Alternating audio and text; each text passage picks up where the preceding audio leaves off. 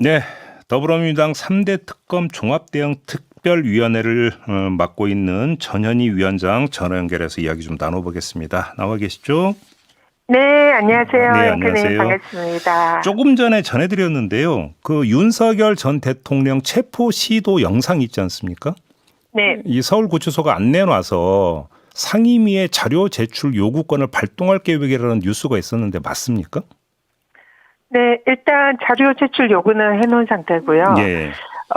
다만 이 구치소 입장은 상임위의 법사위의 의결이 있어야 음. 공개 여부를 검토할 수 있다. 그런 입장입니다. 현재까지는. 그러면 법사위에서 의결을 하면 무조건 내게 돼 있습니까? 어떻게 되는 겁니까? 검토할 수 있다는 입장이고요. 왜냐하면 이제 그 관계자의 그 접근권 문제나 개인정보 문제가 있어서 예.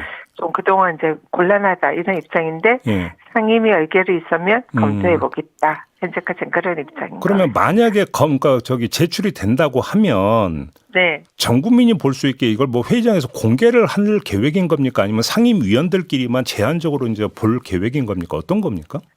일단 지난번에 저희들이 방문했을 때는 그 위원들끼리 일단 현장에서 열람하겠다 네. 이런 입장이었고요. 예. 근데 법사위를 통해서 만약에 저희들이 그 영상을 이제 받게 된다면 저희들이 좀 검토를 해서 예. 열람이나 공개가 하는 것이 뭐 문제가 없는지 이런 부분을 확인을 해봐야 될 것 같습니다. 지금 그 김건희 특검도 이 영상 제출 공개 동의하고 있다라는 보도가 있었는데 맞습니까? 그렇게 파악하고 계세요?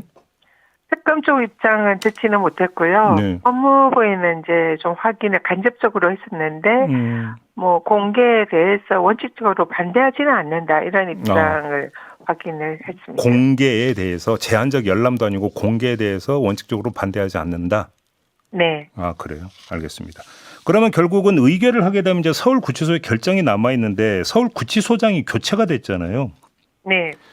그러면 좀 새로운 구치소장이 결정을 하면은 뭐 제출도 될 수 있겠네요. 그러면 상임위 의결을 하면 구치소 입장이 아까 이제 검토할 수 있다 했으니까 아마 긍정적으로 진행될 가능성이 있다 이렇게 보입니다. 근데 그 전임 구치소장 있잖아요. 김현우 구치소장. 네. 지금 안양교도소로 전보되지 않았습니까?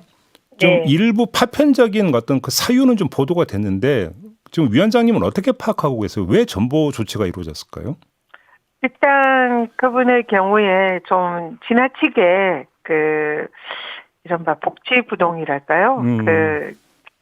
좀 몸을 사리고 소극적인 그런 입장이다 이렇게 보였고요. 네. 그리고 계속 저희들이 뭐 자료 요구라든지 영상 요구를 하고 또 영장 집행에 좀 더 적극적으로 응하라 했을 때 계속 하는 주장이 자기들이 영장 집행에 물리력을 행사할 수 있는 기준이나 지침이 없다. 예. 그리고 여태까지 이렇게 체포영장을 거부한 사례가 없다. 그래서 어떻게 해야 될지 모르겠다.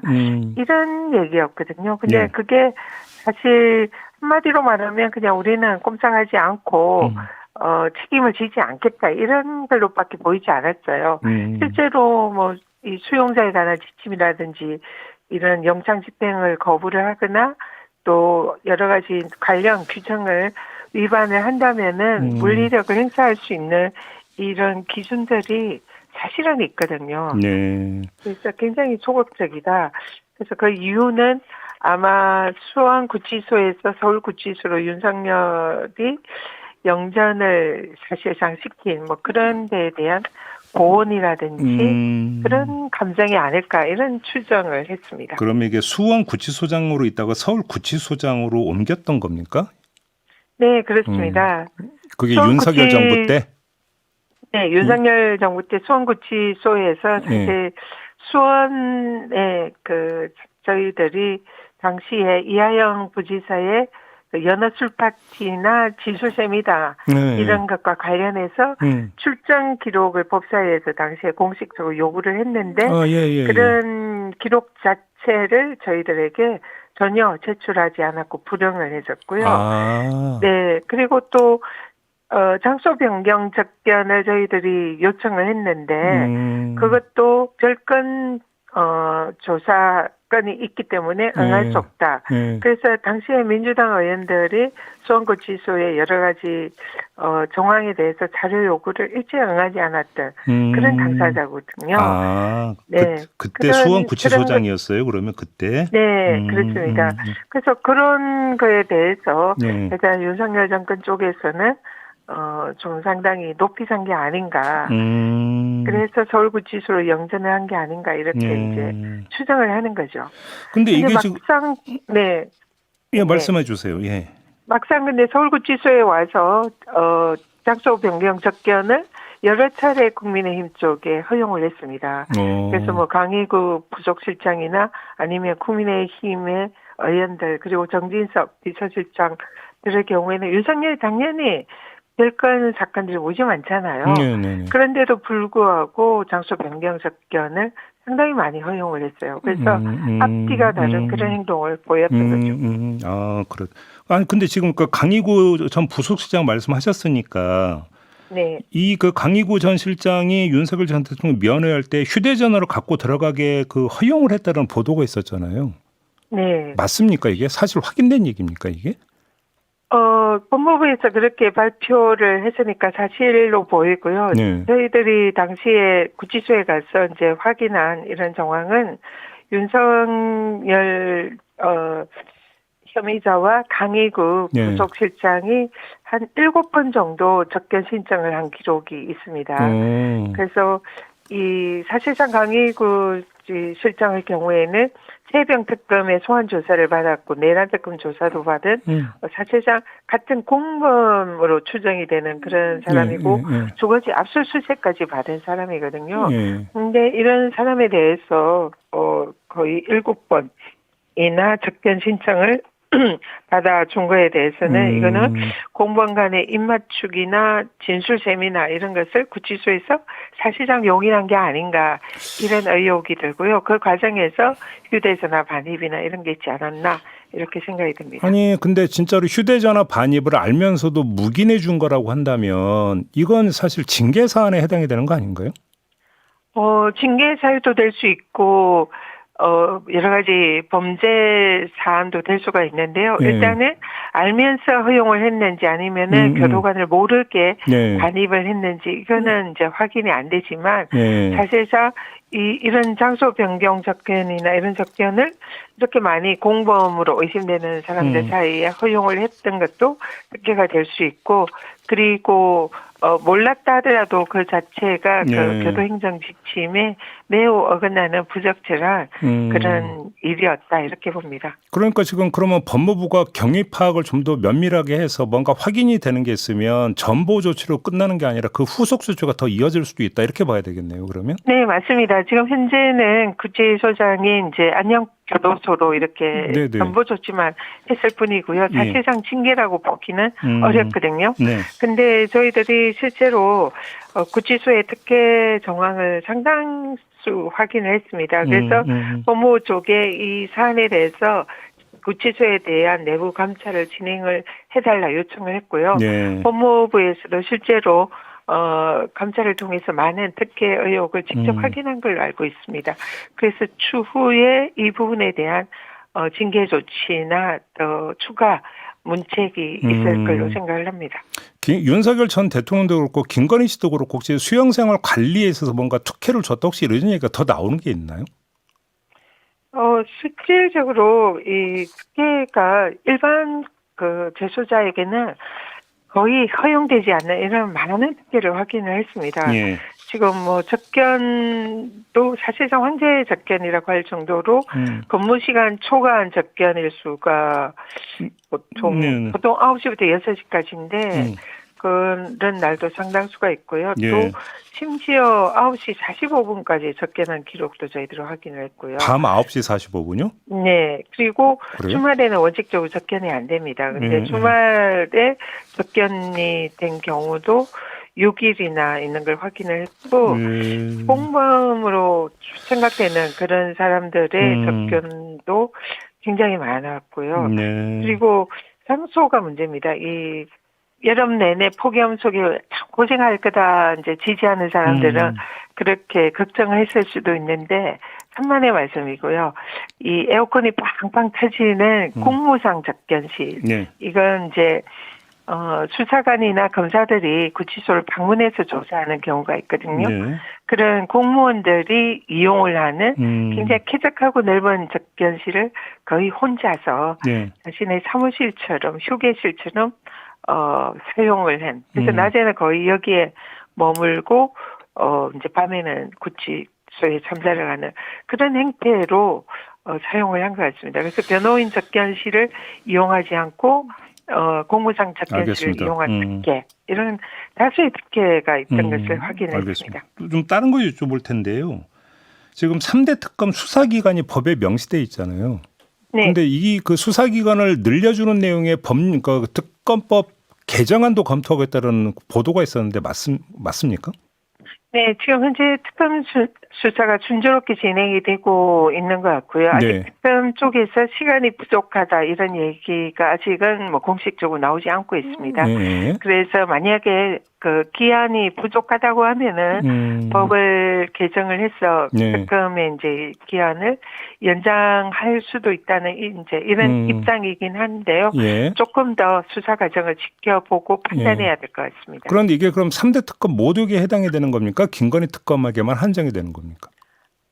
모든 특검에 해당할 수 있고요. 예. 뭐 특검 쪽에서 수사 기간이 너무 부족하고 수사를 할 수 없다 이런 이제 요청이 오거나 입장이 있다면은 뭐 충분히 모든 특검에 대해서 검토할 수 있다 이렇게 봅니다. 그러면 그거는 이제 절차가 특검 쪽에서 먼저 요청이 들어와야 된다 이런 말씀이 되는 거죠?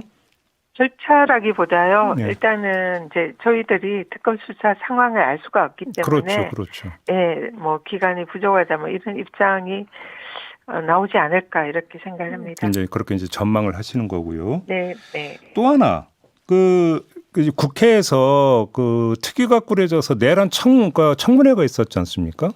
이때 네. 뭐 한덕수 전 총리 이런 사람들이 나와서 위증을 한 사실이 좀 밝혀졌는데 네. 문제는 그 국정조사 특위가 해체가 되는 바람에 위증죄로 고발을 할 수가 없다. 이런 보도가 네. 있었고 저희도 전해드렸는데 네. 요 문제와 관련해서 지금 법률 개정안을 발의한다는 얘기가 있던데 어떤 내용입니까 이거는? 네, 말씀하신 대로 한덕수 전 총리와 최상목 네. 총리 또 이상민 뭐 전 장관, 네. 김주연 전 민정수석 뭐 이런 분들이 내란 국조특위에 가서 뭐 국무위원들 간담회에 내란 문건을 보지 못했다. 집에 가서 보니 뒷주머니에 있더라.